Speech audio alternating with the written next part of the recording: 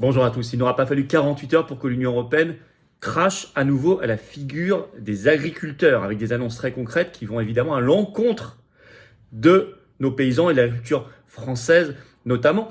Et d'ailleurs, il y a explosion de la mobilisation un peu partout chez nos voisins. Je vais vous expliquer. Ils sont déchaînés. Et en France, des actions ponctuelles qui reprennent ici et là, y compris maintenant avec des routiers, qui montrent que malgré la grande traîtresse FNSEA, comme je l'appelle, eh bien, la colère paysanne, plus on va approcher du salon de l'agriculture, plus elle va repartir en France. Et cette fois, il faudra aller jusqu'au blocage de Rungis, blocage de Paris. L'annulation du salon de l'agriculture, fin février, début mars, serait une excellente chose. Nous allons en reparler. Nous allons voir d'abord le rôle, et ce que vient d'annoncer l'Union européenne là-dedans. C'est le carburant pour le Frexit, cette vidéo. N'hésitez pas à la partager, n'hésitez pas pour cela à vous abonner à cette chaîne YouTube en cliquant sur s'abonner. Vérifiez que vous n'avez pas été désabonné par YouTube, je vous le dis souvent, mais ça arrive tellement, il y a tellement de retours là-dessus. Il suffit de se réabonner, c'est un petit clic en dessous, c'est gratuit. Voilà, vous êtes abonné à la chaîne, grâce à vous, les vidéos circulent mieux, elles sont recommandées, elles touchent de nouvelles personnes qui vont nous découvrir grâce à votre abonnement, donc grand merci. Nos rendez-vous. Libérer Assange. On l'a reporté, vous le savez, au samedi 24 février, Paris, devant l'ambassade d'Australie. Il est australien, 4 rue Jean Rey dans le 15e. Venez, très très nombreux, c'est ouvert à tous, adhérents comme non-adhérents, comme toutes les réunions publiques d'ailleurs, et toutes les manifs. Et venez, très nombreux, notez-le, 15h le rendez-vous. Par ailleurs, ce jeudi 8 février à 19h, je suis en réunion publique Tour de France de la Liberté dans l'Oise. Petit formulaire d'inscription, il reste quelques places. Il y aura Marc Doyer aussi qui viendra parler, plein d'intervenants. C'est 5 € simplement l'entrée, participation aux frais. On vous offre un verre de l'amitié pour prolonger toute la soirée la discussion. Je suis heureux de vous voir. Inscrivez-vous. Le 29 février, jeudi 29 février, je suis à Agen, 19h réunion publique. Il y a également, ça y est, le formulaire d'inscription pour s'inscrire pour Agen. C'est ouvert à tous, pareil, hein, comme l'Oise, adhérents comme non-adhérents. Venez très nombreux. Eh bien, c'est parti. L'Union européenne crache déjà au visage des paysans. Il n'aura pas fallu longtemps, ce qui montre qu'Attal et Macron étaient évidemment dans le mensonge.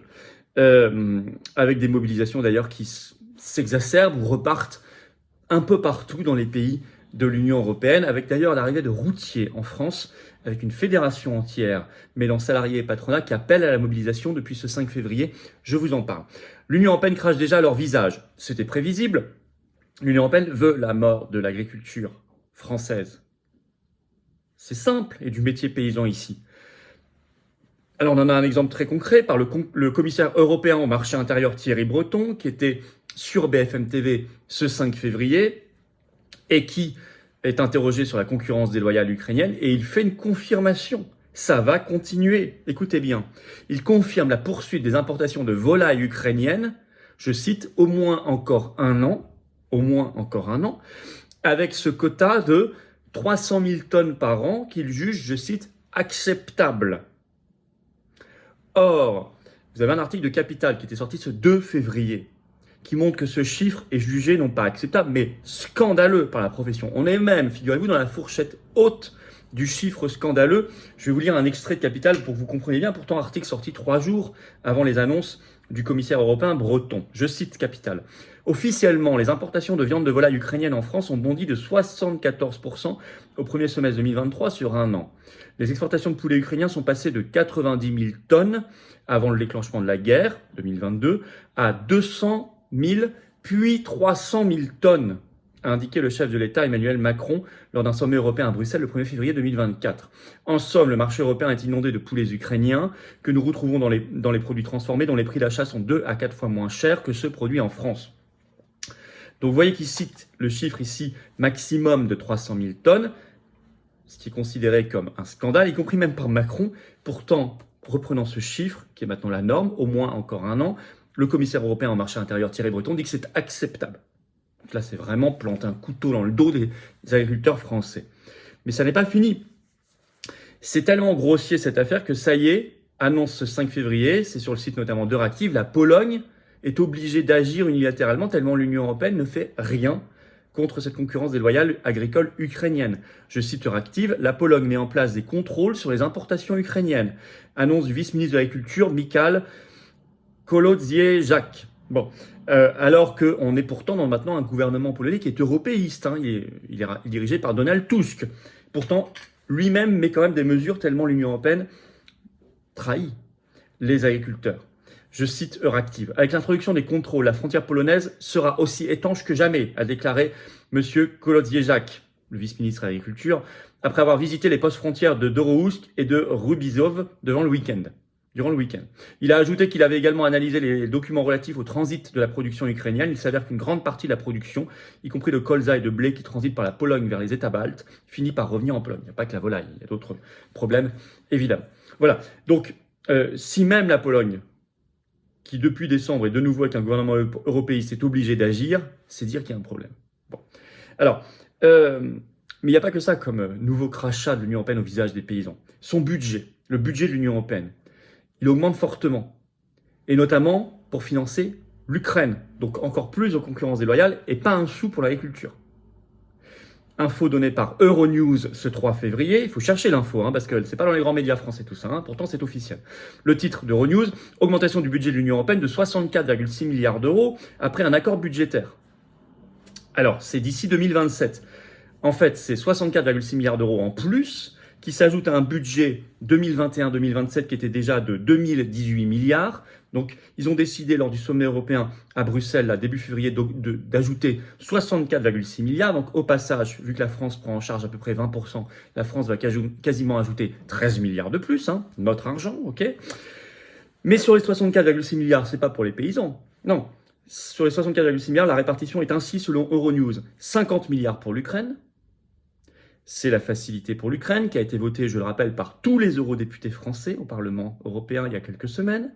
Je vous le rappelle, les 50 milliards en plus pour l'Ukraine de Zelensky et la perspective d'élargissement à l'Ukraine. Ça a été voté par 100% des eurodéputés français, y compris tous ceux de la pseudo-opposition, y compris tous les eurodéputés RN. Donc 50 milliards pour l'Ukraine, 9,6 milliards pour les migrations et 3,5 milliards pour les crises imprévues et seulement 1,5 milliard pour les nouvelles technologies. Bon. Mais rien pour l'agriculture. Nouveau crachat. D'ailleurs, le mouvement de résistance paysanne flambe partout ailleurs dans l'Union européenne. Il y a un article qui recense tout ça ce 5 février sur RMC, le titre « Agriculteurs, la colère ne faiblit pas dans les autres pays européens, elle se poursuit un peu partout », écrit l'article. En effet, ce 2 février, en Allemagne, près d'1 millier de tracteurs ont bloqué le plus grand aéroport du pays, celui de Francfort. Je cite toujours, aux Pays-Bas et en Belgique, des autoroutes ont été bloquées le 2 février. Et rebelote, ils ont été bloqués le 5 février, ces autoroutes. Et notamment, actuellement, les postes frontières avec la France, avec les Pays-Bas, sont bloqués. Je cite toujours, en Espagne, des grandes manifestations sont prévues la semaine prochaine, cette semaine. En Italie, je cite, un convoi de 150 tracteurs se dirige à l'heure actuelle vers Rome. Et oui, j'ai mis des vidéos d'ailleurs sur mes réseaux sociaux. Et les leaders du mouvement annoncent leur intention d'aller bloquer la capitale italienne. Une très grande manif d'ailleurs nationale à Rome ce vendredi prochain. Depuis des mois, les agriculteurs manifestent par ailleurs, écrit RMC, en Roumanie, en Pologne, en Hongrie et en Bulgarie. Tout ça, c'est des pays de l'Union européenne. D'ailleurs, RMC précise, c'est un sous-titre de l'article, l'UE dans le viseur. C'est bien ciblé contre l'UE. Je cite un extrait, écoutez bien. L'UE dans le viseur. Ce qui rapproche tous ces mouvements, c'est la contestation de la politique européenne. C'est écrit en toutes lettres. En réalité, les difficultés ne sont pas les mêmes partout. En Espagne, le problème, c'est surtout la sécheresse. En Grèce, les tempêtes de la fin de l'été dernier. En Pologne, c'est la concurrence de l'Ukraine. Mais surtout, les agriculteurs se retrouvent pour contester les normes européennes, mais surtout ce qu'on appelle le Green Deal, le pacte vert, qui prévoit la réduction de l'usage des pesticides et la protection de la biodiversité à travers la mise en jachère des terres. Ça, c'est présenté de manière très positive pour l'Union européenne. L'Union européenne n'a pas grand-chose à faire de la pollution de la biodiversité, sinon elle n'irait pas acheter des produits à 17 000 km et elle ne multiplierait pas les accords de libre-échange qui sont la pire pollution possible au monde. Non, la réalité du Green Deal, du pacte vert, c'est que ça veut la mort de l'agriculture locale. C'est ce qui a déclenché le premier mouvement agricole aux Pays-Bas. Alors, en France, il y a eu la grande traîtresse FNSEA, donc ça c'est retombé, mais attention, pas tomber dans les cœurs et les esprits, confère de la manif qu'on a organisée avec Sébastien Béraud et d'autres agriculteurs, notamment samedi dernier. L'espoir des routiers. France Bleu, 4 février. Après les agriculteurs, les transporteurs routiers se mobilisent à leur tour à Saint-Quentin-Falavier, en Isère.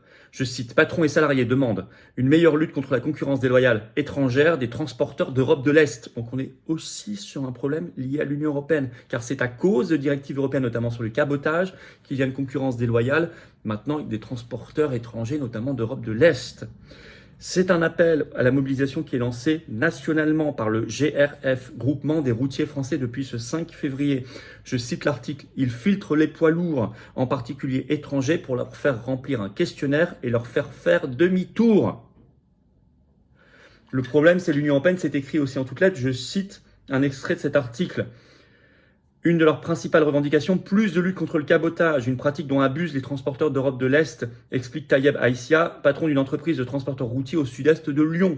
Le cabotage, ce sont les chauffeurs qui viennent des pays de l'Est et qui chargent de la marchandise en France pour la France. Ils peuvent le faire, ils ont droit à 2 fois. Le souci, c'est qu'ils restent pendant des mois et des mois, comme il n'y a pas de contrôle, rien du tout, ils font un peu comme ils veulent. Or, leurs tarifs sont loin de ce que peuvent proposer les transporteurs français. On a trouvé des gens qui chargeaient chez Amazon, par exemple, à des prix défiant toute concurrence. Et ça, c'est permis et autorisé par l'Union européenne. Des paysans aussi ont repris leurs actions ce 5 février. Ils ont bloqué devant la préfecture de Rouen, à Rouen, par exemple. Ils ont fait également à Aix le blocage, aller-retour d'une plateforme logistique contre la grande distribution, etc. Donc on voit de manière, ça y est, épisodique ici et là, ça commence à repartir un peu partout comme des petites étincelles. Bon, alors ça va repartir évidemment en France, surtout quand vous voyez ce qui se passe dans les autres pays qui sont confrontés aux mêmes problèmes de l'Union européenne à côté de nous. Ça repart déjà ici et là, et les routiers qui rentrent dans la danse. D'autant que l'Union européenne, je viens de vous le montrer, leur crache à nouveau allègrement, massivement au visage. Alors, évidemment, le Frexit.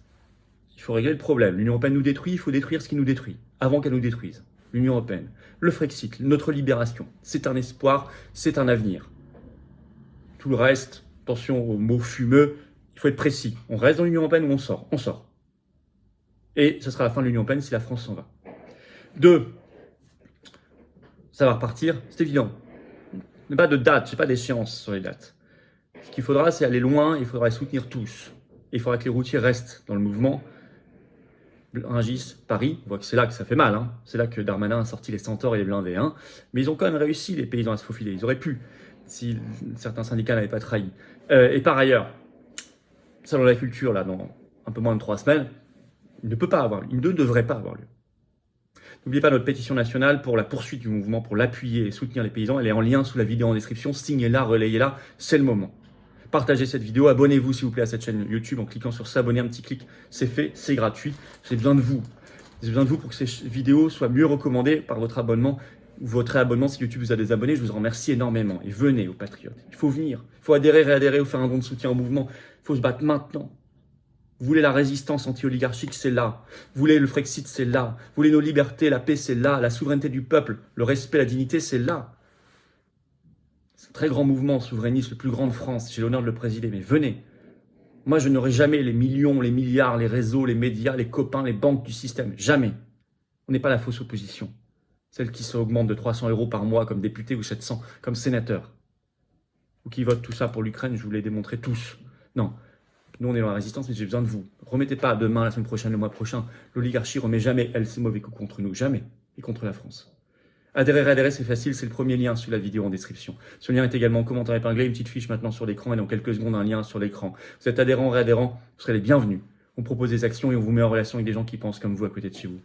Donc n'hésitez pas. Faire un don de soutien au mouvement, deuxième lien sous la vidéo en description, ça nous permettra concrètement plus d'affiches, de tracts, de manifs, d'opérations coup de poing, de rencontres, préparer les européennes du 9 juin où je suis tête de liste et tout le reste. Utile, c'est utile. Chaque centime est utile. Tout ça est défiscalisé aux 2/3 de vos impôts. Ça fait baisser concrètement vos impôts qu'adhérer, réadhérer ou donner. Vous mettez 60 €, ça fait baisser 40 € vos impôts. Vous mettez 6 000, ça fait moins 4 000 d'impôts. Vous mettez 600, ça fait moins 400 d'impôts. Vous mettez 6 €, ça fait moins 4 € d'impôts. Bravo aux donateurs réadhérents, bienvenue aux nouveaux adhérents patriotes.